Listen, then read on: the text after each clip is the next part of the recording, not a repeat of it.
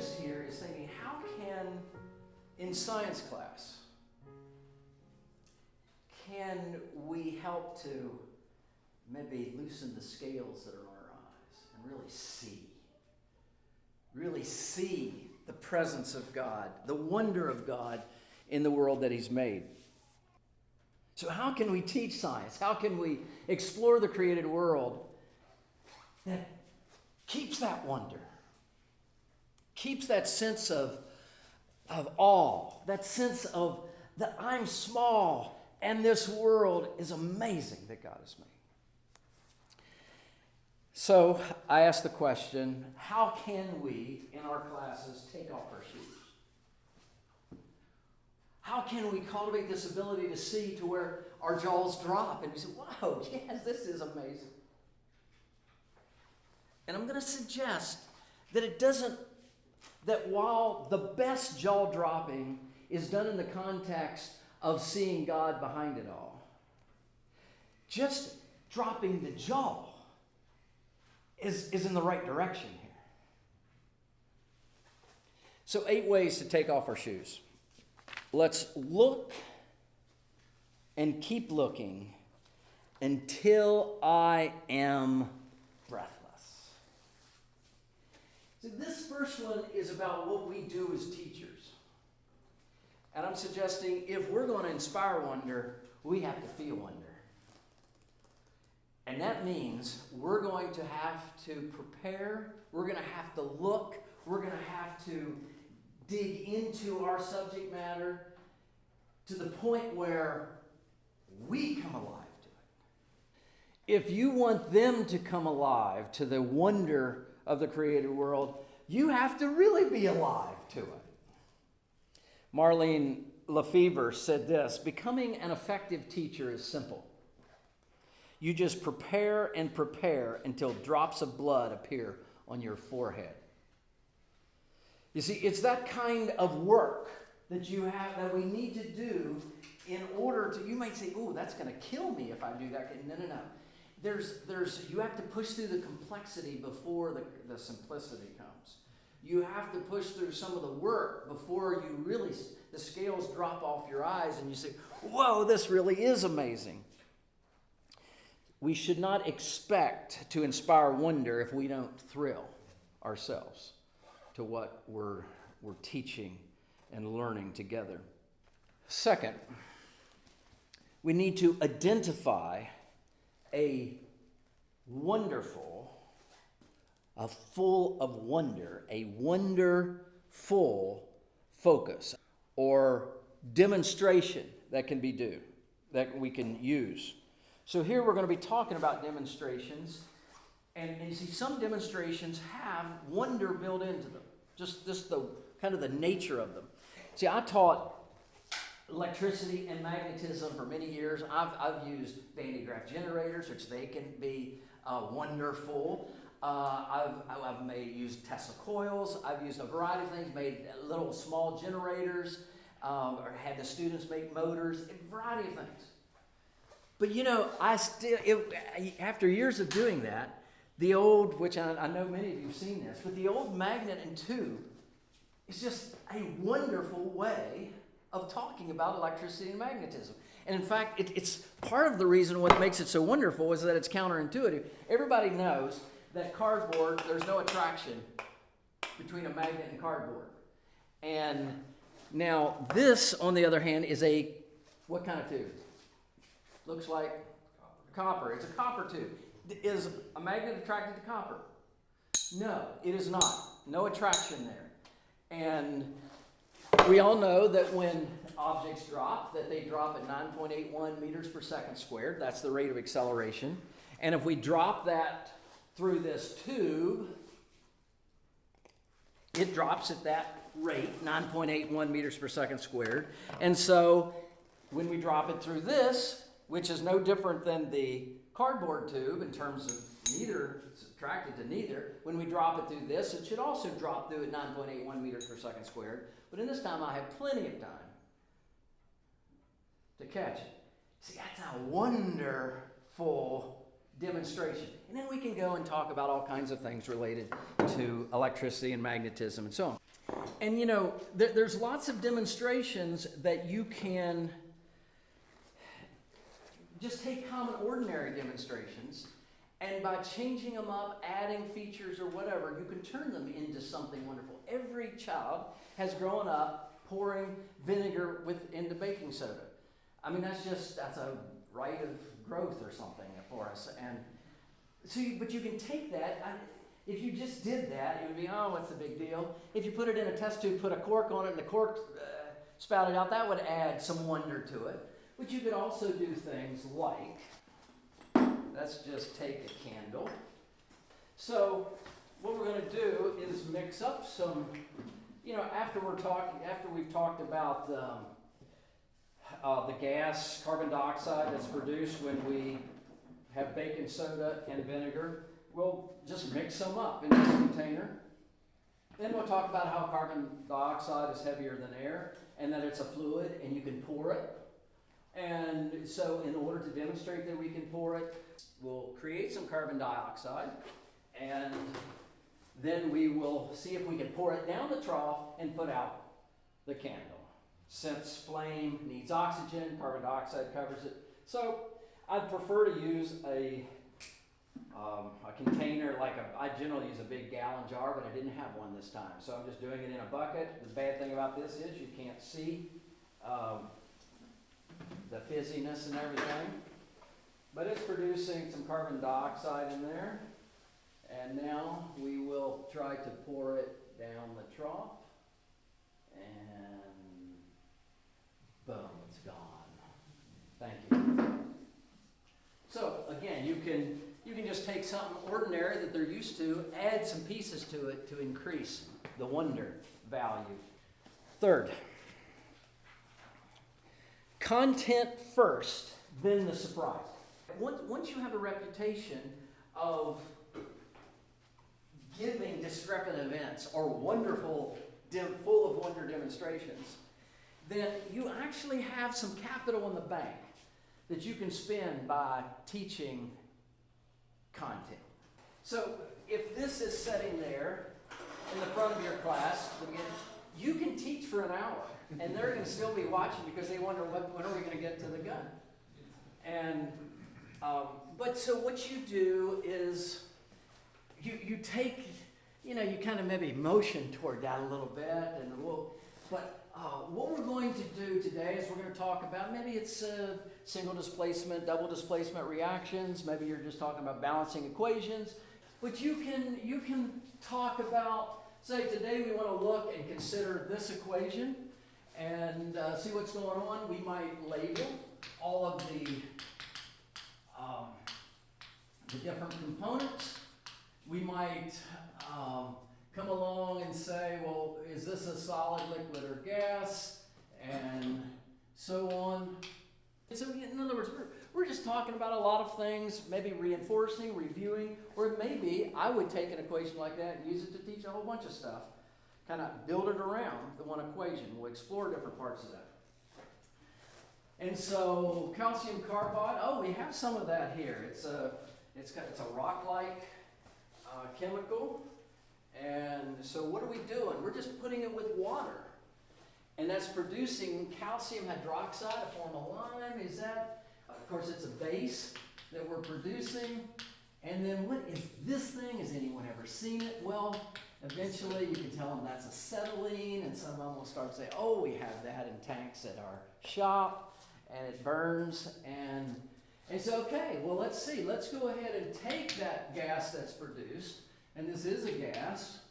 So the acetylene, we're going to take acetylene and we're going to add oxygen to it.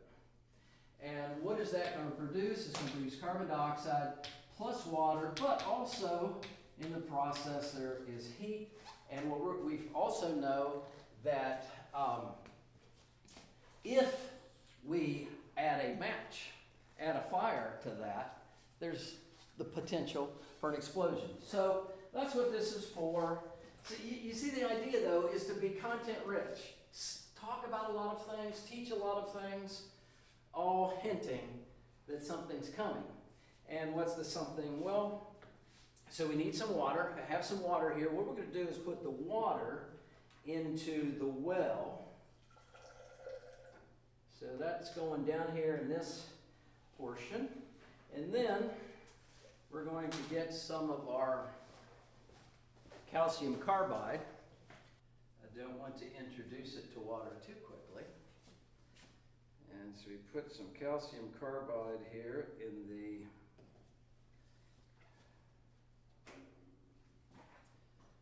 this is just a piece of PVC. Stick it in here.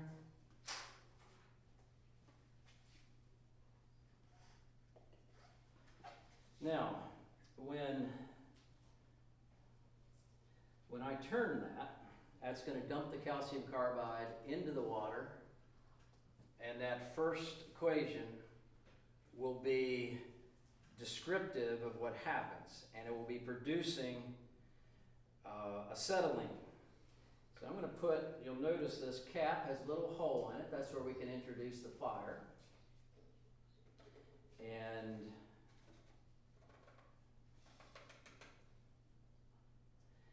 then I'm going to, you may want to hold your ears when I put the fire here. It can be loud at times.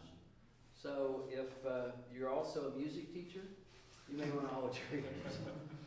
Okay, so we will at this point go ahead and turn it a couple times and get it in.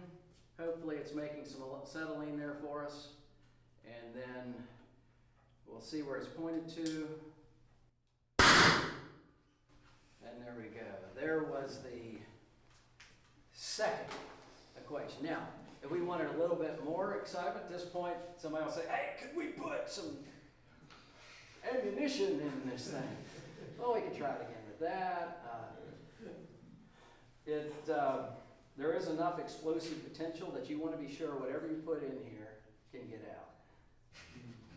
Or else other things will blow up and it won't be fun. So the way it is, I generally just do not put something in just to make sure that it is reasonably safe in an indoor type of setting. Okay, so that was content first, then the surprise. Number 4, surround your presentation with the language of mystery, discovery, and wonder. Part of being a science teacher is choosing language that actually cultivates wonder.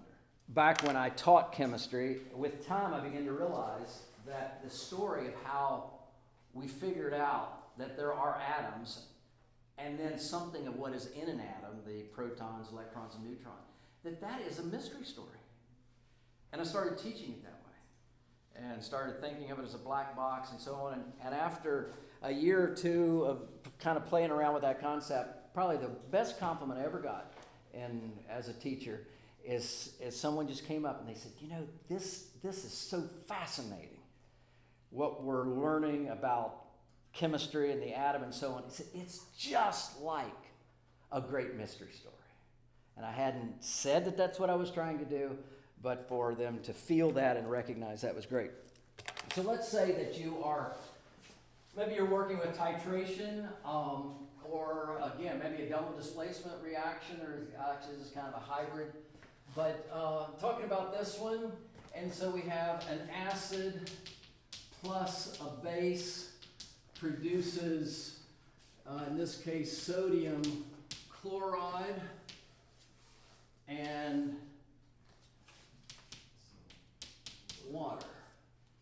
And so the traditional way is to say it's an acid plus a base produces a salt and water. And that's accurate, that's good. But see, you can also surround that with a bit more mystery, a bit more excitement. If you talk about how hydrochloric acid is the stuff that's used to clean bricks off.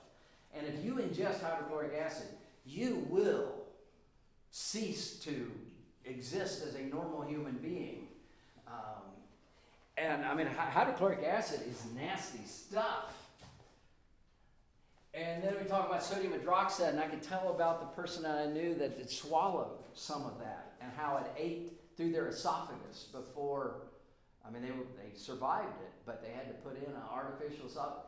So What we have here is a killer plus a killer produces, believe it or not, what? Table salt. Salt water. I mean, you technically, you could do this equation in exactly the right proportions and drink the result and it would be fine. See, that kind of interpretation of what we're doing helps to cultivate a sense of the significance of what is going on. When you can, when it is justified, make outlandish statements. Now, be careful here. I've made some outlandish statements that I have had to retract because they weren't correct. And so you want to know what you want to be sure. But here's one that almost always will get high school students going, and that is, you say, have a toy gun or something. But you say, if I have this bullet and I drop this bullet, it will take X amount of time to get from here to the ground. Now, if at the same time I drop that bullet, I fire this gun, the bullet, or at the same time that the bullet leaves the end of the gun, I drop this bullet, and they're both at the same height, they will hit the ground at the same time. See, now that's an outlandish statement that is not intuitive, and very few people, they'll say, I'm telling my dad. But when we find those things, and they're often there in science class, we can use those to kind of get the wonder bubbling. Fifth, we combine our demonstrations, combine our studies with story. Include story. And these don't have to be elaborate necessarily. So this is just a piece of glass that's been made into a mirror, but there's nothing special about it really. It's slightly concave to keep this disc toward the center of it. This is just a piece of metal. Here's the story. Quite a few years ago, there was an engineer out in California, and he didn't have quite enough work to do. So he was sitting at his desk sometimes just kind of existing. And one day he got a quarter out and he was spinning it. The quarter was spinning there on his desk. And then he started saying, I wonder how a heavier coin would spin. And then began to realize that when you spin something like this, it's actually not just spinning. It's rolling and spinning. And so begin to say, well, that's actually sprolling. And that is a term. It's sprolling. It's not rolling or spinning. It's sprolling. And he got on this search for how I'd really like to find the optimal sprawl. The way that sprolling could happen that would maybe go the longest. And so he tried different metals, different angles on his disc, different weights, different surfaces, and he found that this particular weight, size, and metal composition with a certain machining at the corner is one of the best. And so we will sprawl. You'll notice I didn't even really try to really spin it hard.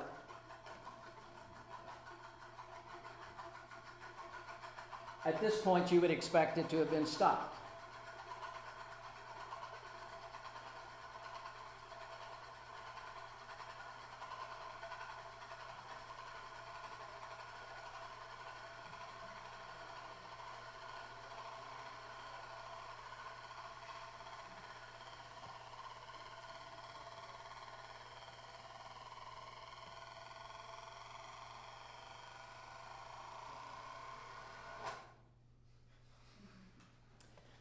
So, a simple little novelty combined with story can maybe inspire things like, what studies could I do?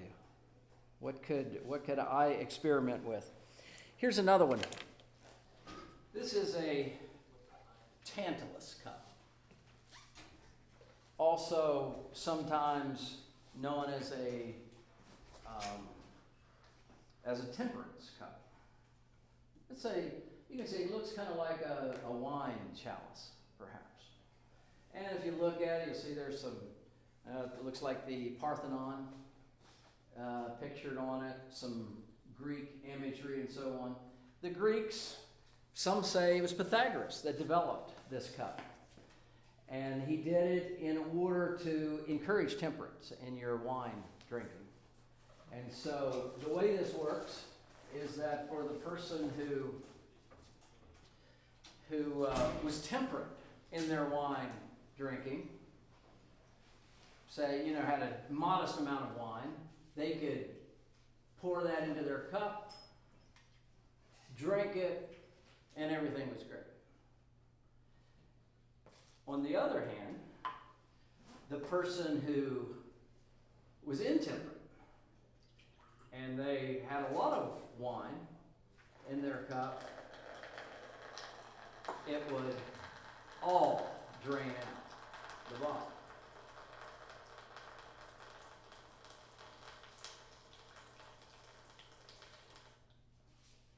I say all a little bit left there, perhaps. Okay, so you see, I couched that demonstration in just a little bit of a story about the Greeks and wine tasting and so on. But at this point, I might say, okay, your test today is to draw what that cup looks like on the inside. I might use that after we have discussed air pressure. We've talked about siphons. We've talked about, basically in that arena. Use that as a test. 6. Sometimes end with why. See, teachers I have found, at least I know this is true about myself, is that when I have a good demonstration, I want to explain it. And probably a biggest shift in my teaching over the last 30 years is to move from quick explanations to having the class explain what's going on. So, for example, if we have just been, maybe we've been talking about density, I'll use this density bottle. And we observe that there's some kind of fluid, and there's white beads and blue beads, and then all we do is shake it up and observe.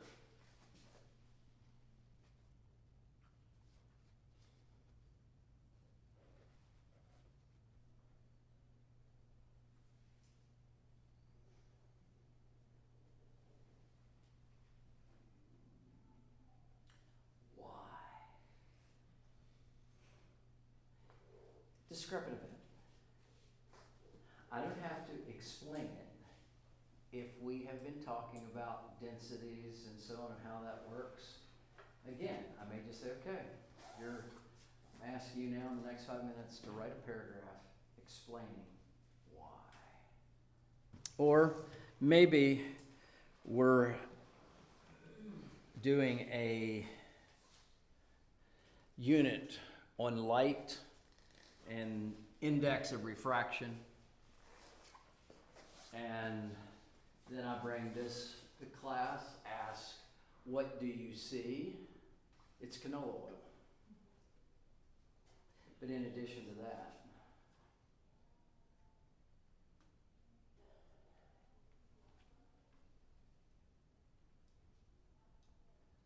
there's another beaker in there.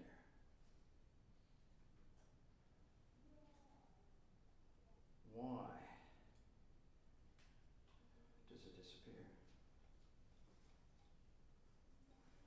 Number 7. Go big, get dangerous. Another one of my favorite quotes is that a good demonstration is one with the possibility that the teacher may die. That has a way of increasing wonder. So you've probably, You know, for a long time I'd do a little something with a ping pong ball and use a straw to blow past it and show that how when you have high velocity in a liquid or a gas, that there's actually a lower pressure there. High velocity, low pressure. Low velocity in a fluid is higher pressure. And so I might blow from a straw over a ping pong ball, and you'll see the ping pong ball rise to meet the air. Or you go over to a faucet. You have water flowing. It's high velocity, but it's low pressure. So if you take a ping pong ball on a string and bring it over close, the ping pong ball will be drawn over to the water. You can do it that way. Or you can go bigger. You can use this for your high velocity generator. And fortunately, it produces a ball for us. So we will see what we can do here.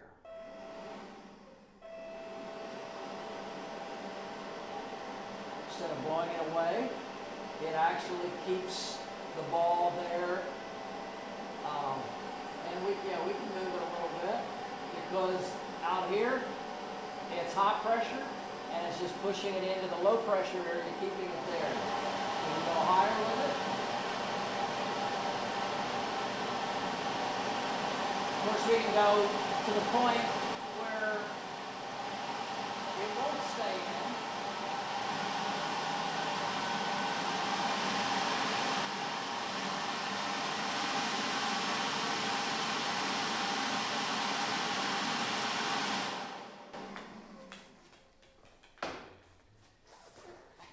You've probably taken, say, soda cans, filled them with water, put a little water in them, heated them up so that the things would expand inside, turn them upside down in water, they implode.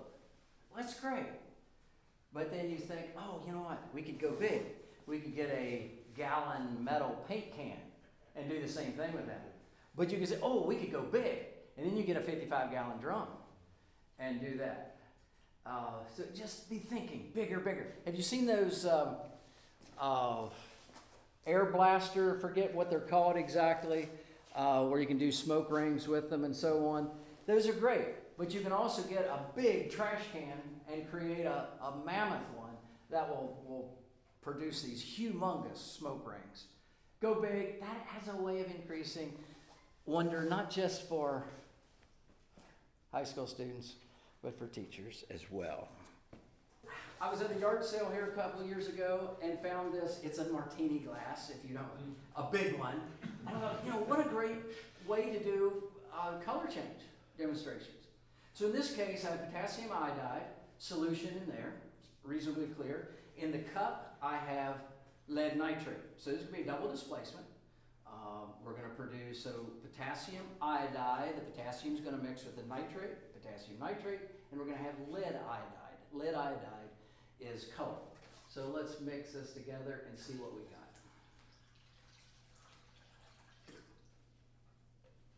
got. Now, you could do that in a little beaker or something, and that's really cool. But there's something, would you agree? It's a little bit more wonderful by having it larger, bigger, and so on. Okay? Finally, point to God in authentic, fresh, unique, creative ways. Now, I want to say again that the students having an experience and saying, wow, that's pretty neat. That's amazing. That's incredible. I wonder how that works. That's really interesting. That is in the right direction. It doesn't always have to be directly connected to God. Just a posture of wonder is a very Christ-like posture. It's a humble posture. It's the kind of posture that we need to be seeking to cultivate. But I find that there are ways in which, in those moments, you can point to God that's not tacky and it's not cliched, and it just kind of maybe caps things off. So I offered one is just questions. and where you get them thinking about, what all's behind. So that ask good questions. Sometimes quotes can help you here. I'm going to give an example in just a moment. But there are some scriptures, but be careful here, folks, because we have this tendency to just tack a scripture on to something that really does not connect with hardly anybody. I remember seeing an egg separator you buy at a Christian bookstore, and it was a real egg separator. To kind of put the egg in, you put the thing down, and it puts it in a whole bunch of pieces. And don't you know, it had a Bible verse on it? Nothing can separate us from the love of God. Okay, let's avoid that. But say, like the passage there in Deuteronomy 6, the Shema, the Lord is one. I have found that passage to be so helpful in actually making connections. The Lord is one.